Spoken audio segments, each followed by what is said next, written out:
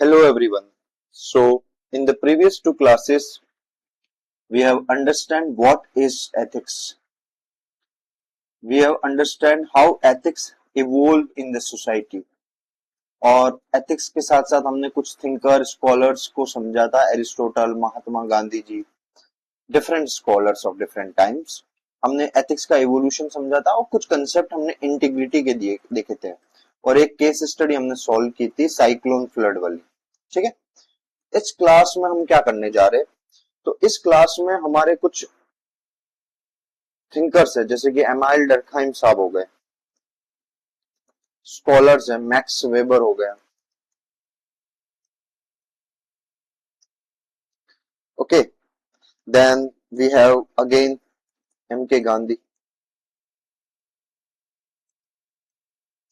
सो अब आज की क्लास में हम सिग्निफिकेंस ऑफ एथिक्स को समझेंगे with the lens of scholars. तो स्कॉलर्स या थिंकर की लेंस से हम इनको समझेंगे, बट इनके कोटेशन को, इनके थॉट्स को रियल वर्ल्ड में या आज की डेट में किस तरीके से रेलेवेंट है उसको भी हम ब्रेक करके समझने की कोशिश करेंगे. So let's start with our first scholar Emile Durkheim साहब. सोशियोलॉजी वाले स्टूडेंट्स काफी पढ़ते हैं इनको और इनका कंसेप्ट है सोशल फैक्ट का. तो खैर उसमें हम नहीं जाएंगे, हम एथिक्स के नजर से समझेंगे. इमाइल डर्कहाइम साहब बहुत सिंपल सी बात कहते हैं. वो कहते हैं कि जैसे एक ग्लू है ना, ठीक है, एक ग्लू जो है वो बुक को जोड़े रखता है. One second.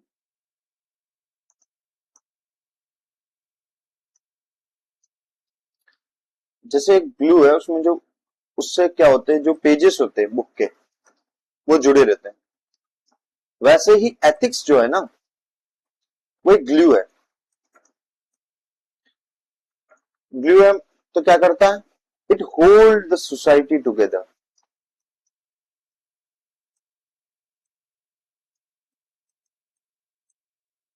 अच्छा, इसका मतलब क्या हुआ? Let me explain you this.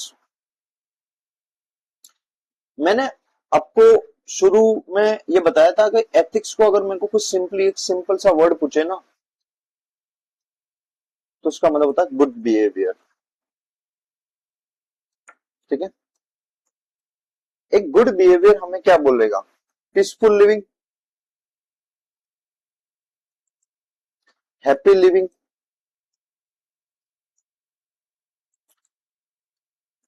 Peaceful life, happy life good behaviour से आएगी.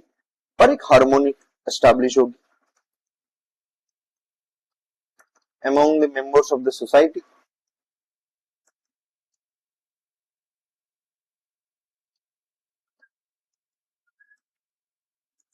अच्छा, इससे क्या होगा?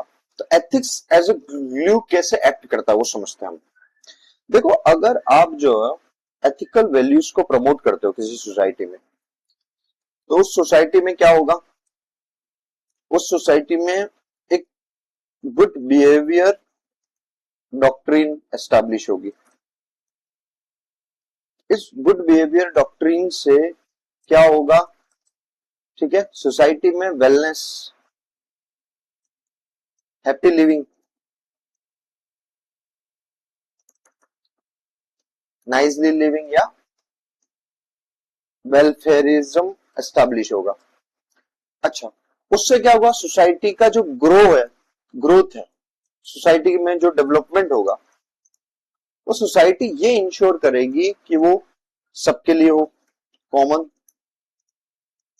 वेलफेयर. सोसाइटी के अंदर एथिकल वैल्यूज होंगी, तो सरकार द्वारा स्कीम्स, पॉलिसीज, गवर्नेंस जो है वो वाइडर लेवल पे जब पेनिट्रेट करेगी, जो फ्रूट्स ऑफ डेवलपमेंट है इंक्लूसिवली डिस्ट्रीब्यूट होंगे. क्या हमने एथिक्स को इंक्लूसिव ग्रोथ की नजर से देखा? इसका मतलब कि एमाइल डर्कहाइम साहब काफी विजनरी हैं इस थॉट को रखते हुए. वो कह रहे हैं कि ethics as a glue hold the society together. It means ethics promotes inclusive growth. And inclusive growth आने से अगर सोसाइटी में एथिक्स है तो उससे क्या होगा? उससे क्या होगा, नेशनल नेशन जो है वो ग्रो होगा, मतलब नेशनल ग्रोथ इंश्योर होगी। और उससे क्या होगा, India establish as its welfare state, यही हुआ ना। So basically, the thinkers or the scholar of their time are basically very visionary with regards to articulation of their thoughts. And in this statement, the ethics which is acting as a glue for the society is not only holding the society together,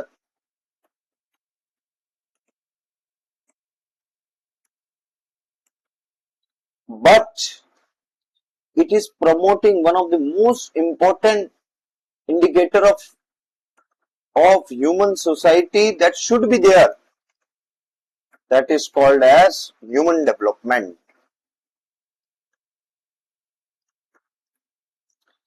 अब मेरा question change होने वाला है यार, ये तो सब अच्छी अच्छी बातें होगी, मान लीजिए सोसाइटी के अंदर एथिक्स जो है वो डाइल्यूटेड है, डिरेल्ड है, नहीं है, अच्छे नहीं है, तो सोसाइटी के अंदर आप देखोगे फॉल्ट लाइंस बहुत सारी दिखने को मिलेगी हमें, सेक्शंस ऑफ द सोसाइटीज के अंदर, ठीक है, किसी भी लाइंस पे हो सकती है, जैसे फॉर एग्जांपल वो कोई भी एक ग्राउंड हो सकता है जिसके ऊपर सोसाइटी जो है वो ब्रेक हो सकती है, जैसे कास्ट लाइन, रिलीजन एक लाइन है,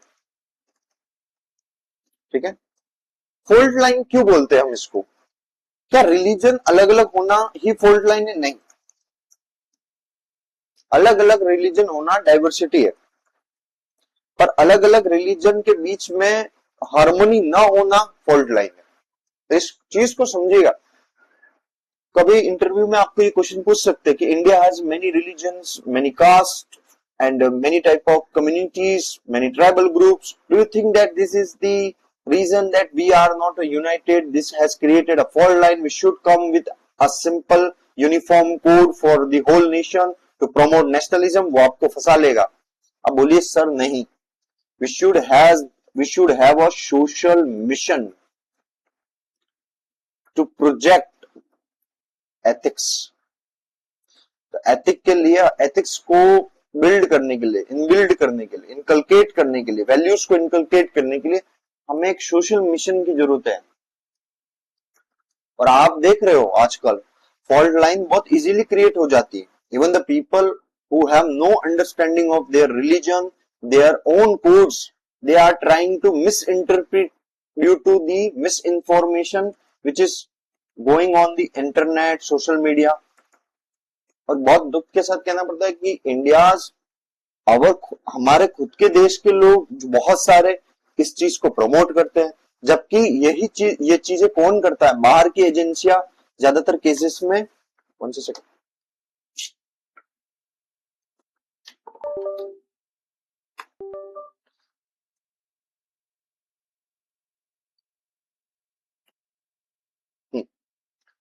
हाँ, तो ज्यादातर केसेस में हम देखेंगे बाहर की एजेंसियां इस चीज को में लगी हुई होती है। We should able to accommodate and enjoy the human diversity of India. हम ज्योग्राफिकल डाइवर्सिटी को तो एंजॉय करते हैं ना, फूड को, कस्टम्स को, अलग अलग जगहों को, हिमाचल जाते हैं हम, ठीक है, हम अगर केरला जाएंगे तो हमें एक अलग ज्योग्राफी मिलेगी। तो why we can not enjoy the language, the customs, the food. So we are मतलब ब्लेस्ड हैं यार हम, we are blessed by God to have such huge deep diversity.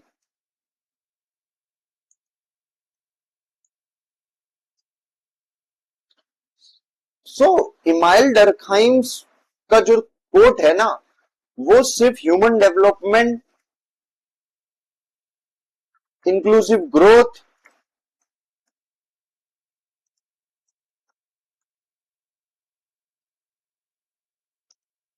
सिर्फ इसी की बात नहीं करता है। He has redefined the idea of civilization by articulation of the term ethics which is acting as a glue to hold the society. इस तरीके से आपको समझना है कि ऐसा नहीं कि यार देखो दिक्कत क्या होता है कि जैसे यही लाइन आपको बहुत जगह मिल जाती है, नोट्स वगैरह में, बुक्स में भी, ethics act as a glue to hold society, आपने याद कर ली, थोड़ा बहुत एग्जांपल, लेकिन इस तरीके की अंडरस्टैंडिंग आप कभी डेवलप नहीं कर पाते, जिसकी वजह से क्या होता है एग्जाम में आप जो है एग्जामिनर के साथ जो है एक अच्छी क्रिटिकल थिंकिंग वाला जो इंटरेक्शन है वो डेवलप नहीं कर पाते हो। अब समझिए कि अगर आपने इस तरीके की थिंकिंग को डेवलप किया तो आपके नंबर क्यों नहीं आएंगे, और अगर by chance maybe if some due to some reason you are not able to fetch marks, क्या ये क्रिटिकल थिंकिंग, ये थिंकिंग आपको लाइफ में आपके लाइफ की ऑब्जर्वेशन को, कहते हैं ना ऑब्जर्वेशन थिंकिंग, आपके ऑब्जर्वेशन को कितना इंक्लूसिव और थॉट प्रोवोकिंग बना लेगी। तो आप प्रोसेस पे ध्यान दीजिए, ठीक है। अगले हमारे जो थिंकर हैं वो भी सोशियोलॉजिस्ट रहे और इवन इनकी थिंकिंग को पॉलिटिकल साइंस में भी पढ़ते हैं, मैक्स वेबर। मैक्स वेबर साहब कहते हैं कि एथिक्स जो है ना वो हमें गाइड करता है, ethics guides for our actions. देखो मैं थोड़ा सा ऐसे वाइड लिख रहा हूं, आप थोड़ा ध्यान रखना, शॉर्ट फॉर्म में लिखना और चीजों को समझते हुए लिखना। यू कैन कमेंट अगर कोई चीज नहीं समझ में आई, मैं समझा दूंगा आप। तो मैक्स वेबर साहब कह रहे हैं कि एथिक्स गाइड्स अवर एक्शन। इसका मतलब क्या हुआ? What does Max Weber want to convey us? What is the idea of Max Weber? Max Weber क्या कहना चाहते हैं उसको समझते हैं। मैक्स वेबर कहना चाहते हैं कि we should be responsible towards others when we are acting. अच्छा, एक बात मैं पूछता हूं, कई बार होता है ना, जैसे मैं खुद हूं, कई बार मेरे साथ ये इशू हो जाता है, कई बार हम थोड़ा चिढ़ जाते हैं या थोड़े सी इशू होते हैं लाइफ में, तो कई बार क्या होता है कि हम पैनिक में या फिर we don't think so much and just blah blah कुछ भी बोल देते हैं, एंड देन वी रियलाइज यार ऐसा नहीं बोलना था या ऐसा नहीं करना था, this has gone a wrong message, या ऐसा नहीं करना था, अवर कॉन्साइंस को अच्छा फील नहीं होता है, मुझे लगता है कि the way you have talk, the way you have shown your impression was not right. तो मैक्स वेबर साहब एक बहुत ही इंपॉर्टेंट थॉट और बहुत ही इंपॉर्टेंट आर्टिकुलेशन हमको देना चाहते हैं, बहुत इंपॉर्टेंट मैसेज है कि if ethics guides our action, it means we should be responsible to others.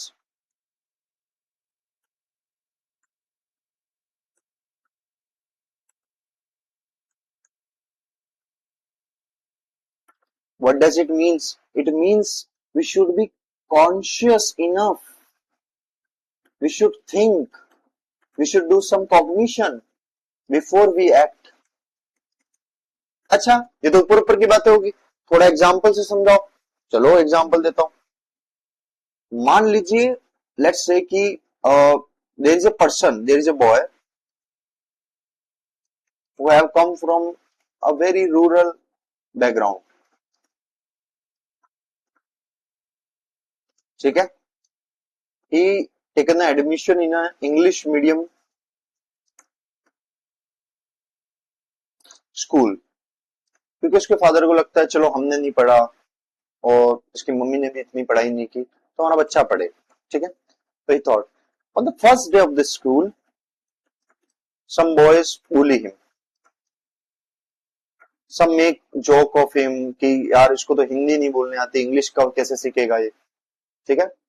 And you feel यार कि this act is not a joke, this is creating a sense of psychological burden, this boy is traumatized। तो max weber का अगर statement अगर आपने life में आपके parents ने सोशलाइजेशन करते वक्त अगर आपको वो थॉट दिया होता कि we should ethics guides our action, we should be responsible to others, तो आप किस चीज को प्रमोट करते मैक्स वेबर के according? Sensitivity. We should be sensible enough, हमें दूसरों से, जैसे for example when we are talking with people of any communities or people with some, one second, So we should be sensible enough to understand others while we are acting.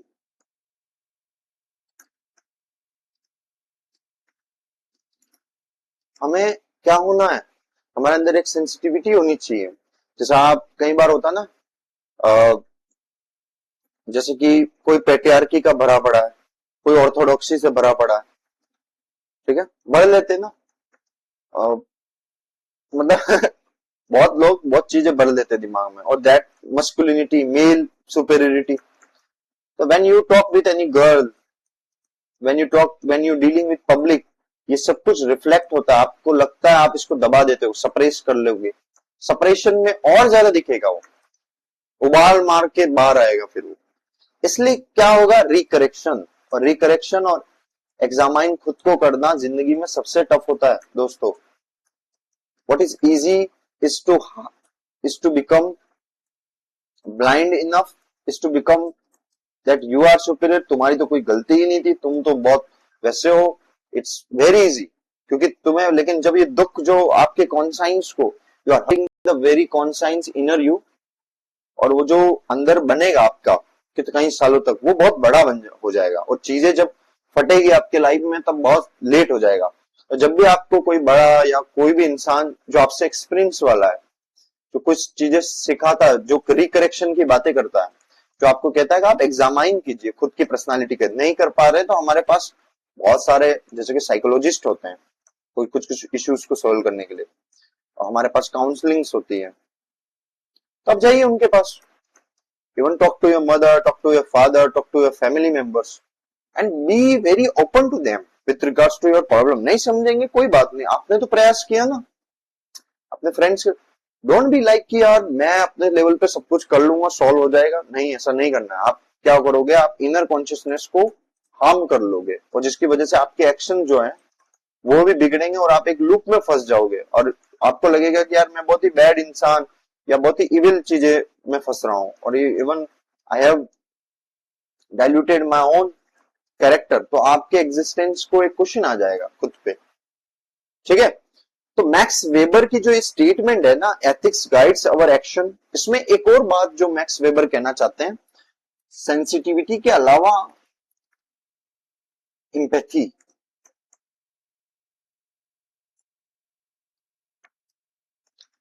और उसके अलावा एक और बात बताना चाहते हैं, सब्सटेंटिव इक्वालिटी। ये तीनों को मैं अभी वापस समझा देता हूं। And distributive justice.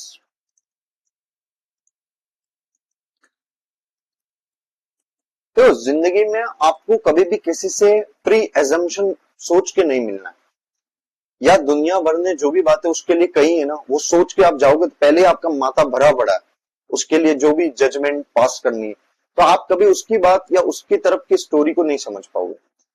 तो सेंसिटिविटी तो मैंने समझाई, ठीक है। अगर एथिक्स हमारी एक्शंस को गाइड करता है, और अगर we are very conscious enough, we if we think, then अगर कोई पर्सन वल्नरेबल पोजीशन पे, वल्नरेबल कंडीशन पे, ठीक है, तो we have some sense of empathy. तो एम्पैथी प्रमोट हुई ना, empathy is guiding our action, भाई एथिक्स गाइड्स अवर एक्शन। यहाँ पर कौन सी तो एथिक्स क्या होगी, वैल्यू। यहाँ पर कौन सी वैल्यू गाइड कर रही है, एम्पैथी। तो empathy is guiding our action, okay. If empathy is guiding our action, we are sensitive towards others, we are showing some sense of responsibility towards other. Directly, indirectly, we are not going with a presupposition mind, so we believe in substantive equality and distributive justice. इसको मैं फिर से एक session में समझाऊंगा, थोड़ा सा ये पॉलिटी का कंसेप्ट है। आई होप बहुत लोगों को पता होगा ये सब्सटेंटिव इक्वालिटी और डिस्ट्रीब्यूटिव जस्टिस क्या होता है, लेकिन मैं इसको वैसे भी इसको एथिक्स की नजर से समझाने की कोशिश करूंगा। इसके बाद हमारे पास एक बहुत इंपॉर्टेंट स्कॉलर या थिंकर आते हैं। 1 सेकेंड।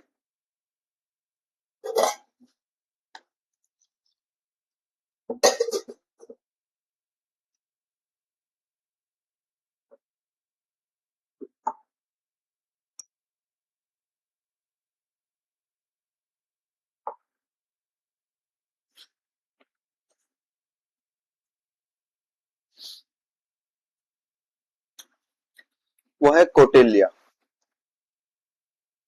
बहुत लोग इनकी एक स्टेटमेंट को बहुत ही गलत समझते हैं, लेकिन मैं आज आपको वो क्लियर करवाऊंगा। कौटिल्य ये कहते हैं कि जो सीधे पेड़ होते हैं ना, वो पहले काटे जाते हैं। आज तक लोगों ने आपको क्या सिखाया कि जो लोग सही होते हैं, जो सीधे होते हैं, वो हमेशा मारे जाएंगे, वो हमेशा, उनको हमेशा हार्म होगा। कौटिल्य ये नहीं कहना चाहते थे, इसी को मिस इंटरप्रिटेशन कहते हैं।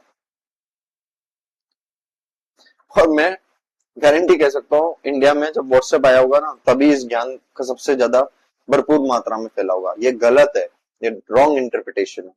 तो सही इंटरप्रिटेशन क्या है?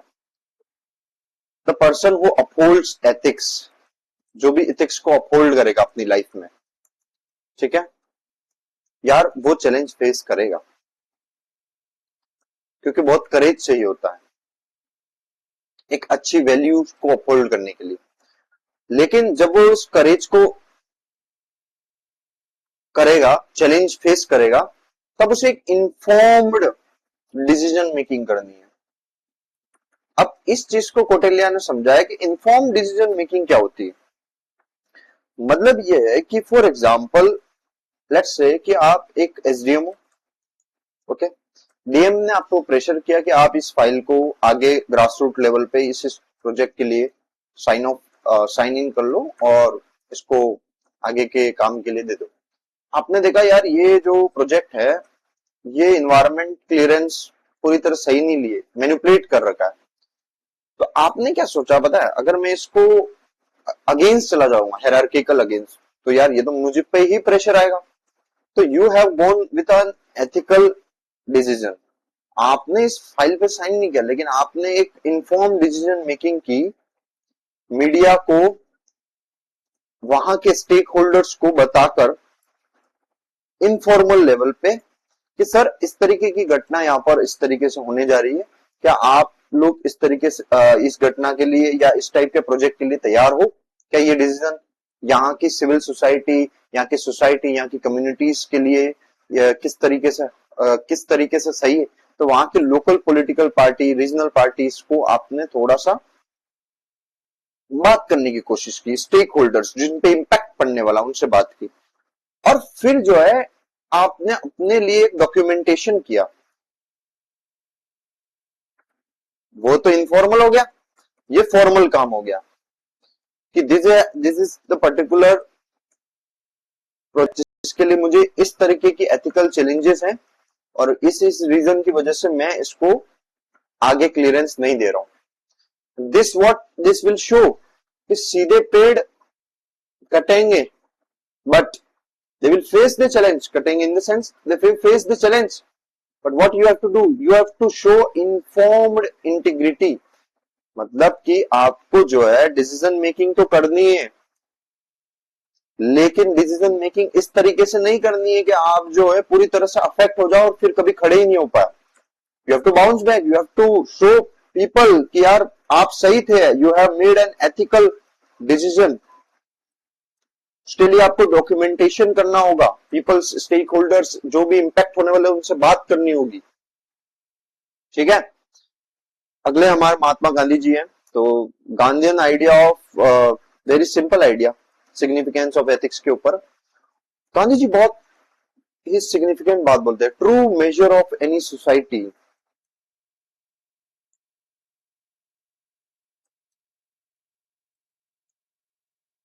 Is how it treats it's weakest members. अभी मैं एक ऐसा एग्जांपल दूंगा, आप सबको लगेगा कि इंडिया में इतने समय तक कास्ट सिस्टम क्यों है, इसको समझ में आ जाएगा। देखो, आप देखो, एडमिनिस्ट्रेशन होता है ना, उसके अंदर हायरार्की होती है। क्या हायरार्की की जरूरत होती है? हाँ, बिकॉज कॉम्प्लेक्स टास्क होते हैं, उन्हें सिंपल यूनिट्स में ब्रेक करना होता है, जिसके लिए अलग अलग स्तर पे डिसीजन मेकिंग करनी होती है। क्या इससे कोई इंसान छोटा बड़ा हो जाता है? नहीं, कभी नहीं। क्या इससे किसी जिसके हाथ में सब कुछ पावर है, क्या वो सुपीरियर हो जाता है? कभी नहीं। पर क्या ये दोनों हमें देखने को मिलते हैं सोसाइटी में? हाँ, यही रीजन है इंडिया में आज भी कास्ट सिस्टम होने का। क्योंकि कल अगर ये वर्ड हट गया हमारी सोसाइटी से, उससे कोई फर्क नहीं पड़ता। Mentally we have train our self with this of feudal stigmatas. मतलब ये जो मानसिकता है ना सामंतवाद की, कि हम बड़े हैं आप छोटे हैं, या हम एडमिनिस्ट्रेशन में कोई एसडीएम है और आप जो है ब्लॉक लेवल के अफसर हैं, या आप तहसील लेवल के अफसर हैं, या आप जो है पटवारी हैं। This is problem sir. We are setting the administration on the line of division of labor, not division of laborers. अब ये तो मैंने एग्जांपल दिया आपको एडमिनिस्ट्रेशन का, जो कहीं हद तक मैनेजेबल है अगर सरकार अच्छा खासा कदम उठाए, ठीक है। बट सब देखो, आप मेट्रो में जा रहे हो, ठीक है, सोसाइटी में दिखाता हूं मैं आपको रियल वर्ल्ड। बस स्टैंड पे बैठे हो, आप जज करोगे उसके कपड़ों से, कोई पीछे बैठा है उसके बैग से, सरकारी स्कूल का बच्चा है तो उसको इस अलग अलग लेंस से देखना शुरू करते हो, ठीक है। इवन व्हेन यू आर शाम को चाय पीने, जैसे लाइब्रेरी के बाहर हो गई, आप बैठे हो अपने दोस्तों के साथ, कोई कोई मान लो आरआरबी की तैयारी कर रहा है, कोई किसकी तैयारी कर रहा है, you started to judging the people based on their IQ, based on their EQ, based on anything. Maybe you are rational, but every time to exaggerate this thinking is not right, because भगवान ने सबको अलग अलग बनाया और सबकी बुनियादी sense को जज करना, तो जज द सेंस ऑफ ह्यूमन। आपको कोई धंधा नहीं दिया भगवान ने ऊपर से नीचे भेजने के लिए, जाओ जज करो भैया। डोंट जज the sense of anyone.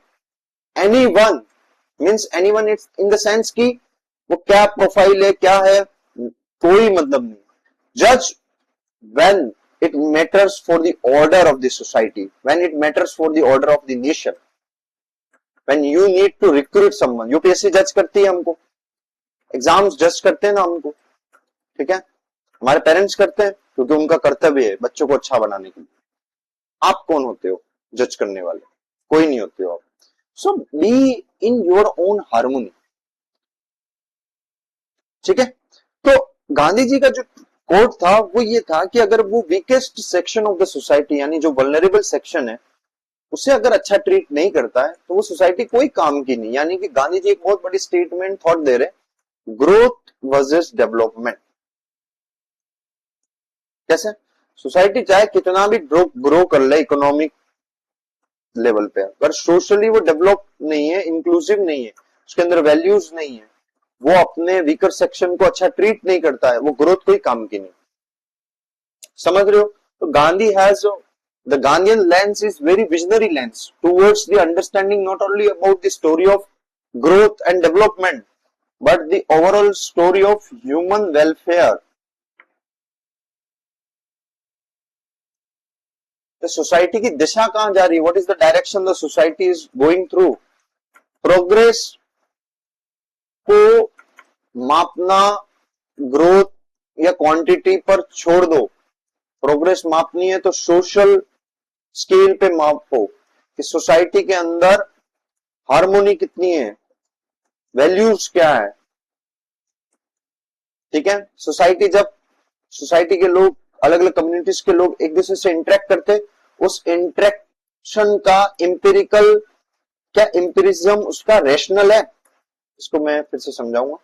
एम्पिरिज्म rational का मतलब कि यहां से जो आपने डेटा लिया इंटरप्रेटिंग, कि किस हद तक एक दूसरे की सेपरेशन या ऑपरेशन का इंटरेक्शन है या आगे बढ़ाने का इंटरेक्शन है। क्योंकि अगर ये नहीं है ना तो सोसाइटी को आगे बढ़ने का कोई मतलब सेंस नहीं है कि ग्रोथ के एंगल पे देखो। अब इसके लिए एक अच्छा एग्जांपल है Buddhist idea of Buddhist values based development. सब जानते हैं किस who have adopted this? Sir Bhutan. Sir Bhutan is only one nation, एक ऐसा देश है जो टूरिज्म को डिस्करेज करता है। किसके लिए? एनवायरमेंटल कॉन्शियसनेस देखो सर वहां के लोगों में, they are conscious enough towards the environment. Society, और मैं आपको एक बात बताऊं, जितना इन्वायरमेंटल डिग्रेडेशन होगा ना, ये मेरी अपनी एक अंडरस्टैंडिंग है, उतना सोशल डिग्रेडेशन होगा। या आप इस चीज को देखना, इसलिए क्लाइमेट चेंज जो है वो पहले एक इन्वायरमेंटल इशू था, अब क्या है, सोशल इशू है। We are in the phase 3 of the climate change, ठीक है। Now the climate change is no more the boundaries of the meteorologist, the problem with the public policies, no, it's a social issue. रिकरेक्शन का समय आ गया ना। तो इस तरीके की चीज को और इस तरीके की समझ को डेवलप करना काफी जरूरी होता है, और स्कॉलर्स के एंगल से हमने सब कुछ देख लिया। अब हम समझेंगे अगर कोई सिविल सर्वेंट है, हमारे एग्जाम पॉइंट ऑफ व्यू से, अभी जो भी चीजें मैंने आपको समझाई उसको थोड़ा समअप करते हैं। मान लो कोई सिविल सर्वेंट है, ठीक है, उसको कोई भी केस स्टडीज को, किसी भी चीज को सॉल्व करना है, तो उसको किस चीजों को ध्यान रखें, तो धर्मा स्क्रिप्चर्स हमें कहते हैं ड्यूटी के लिए, कि हमें हमेशा हमारी ड्यूटी करनी चाहिए, ठीक है। डरखाइम साहब कहते हैं, डरखाइम साहब क्या कहते हैं बताइए, एथिक्स को प्रमोट किया जाए ताकि सोसाइटी में यूनिटी रहे, ठीक है। मैक्स वेबर क्या कहते हैं, रिस्पॉन्सिबल होना चाहिए। अब आपको मजा आएगा जब आप न्यूज़पेपर पढ़ोगे ना, अब छोटी मोटी घटनाएं जब आप देखोगे, किसी भी, चाहे हिंदी इंग्लिश कैसा भी न्यूज़पेपर, अब जब इन वैल्यूज को देखना शुरू करोगे, लेंस करना शुरू करोगे, अपने सिलेबस को लिंक करना शुरू करोगे, तब आपका पेन चलेगा, that will be a natural intellect, your own understanding, your own critical thinking of the issues that I have taught to you and that you have even build for, you have train for yourself. Weber कहते हैं responsible, Kautilya क्या कहते हैं, informed integrity, informed integrity. And Mahatma Gandhi, uplift the weaker section.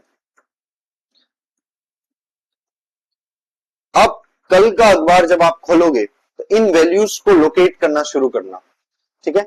एक और मैं चीज inform करना चाहता था, मैंने सोचा था कि जो कंटेम्पररी और करंट इश्यूज चलते हैं ना, क्योंकि देखो मेरा ये मानना है पर्टिकुलरली,